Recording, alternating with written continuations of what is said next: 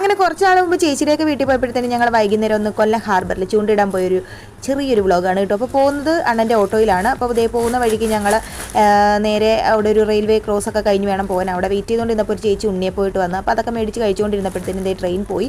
അങ്ങനെ ഞങ്ങൾ ഓച്ചിറ അമ്പലത്തിൻ്റെ വാതിക്കൽ കൂടിയൊക്കെയാണ് കേട്ടോ പോയത്. അപ്പോൾ ആദ്യമായിട്ടാണ് കേട്ടോ കേട്ടിട്ടേ ഉള്ളൂ ഈ ഓച്ചിറ അമ്പലം എന്നൊക്കെ. അപ്പോൾ അതും കണ്ടു. അപ്പോൾ അങ്ങനെ അത് കഴിഞ്ഞിട്ട് ഞങ്ങൾ മുന്നോട്ട് പോകുമ്പോഴത്തേനും ഉണ്ട് അക്ക പറഞ്ഞത് ഇതാണ് കടൽമച്ചാൻ്റെ വീടെന്നും പറഞ്ഞ് എന്നെ കാണിച്ചു. ഞങ്ങളിപ്പോൾ ഇത് അഴീക്കലാണ് കേട്ടോ. അപ്പോൾ നമ്മൾ ഈ വീഡിയോയിൽ മാത്രം കണ്ടിട്ടുള്ള വീട് നേരിട്ട് കണ്ടപ്പോൾ ഒരു ഭയങ്കര ഒരു കൗതുകം തോന്നി.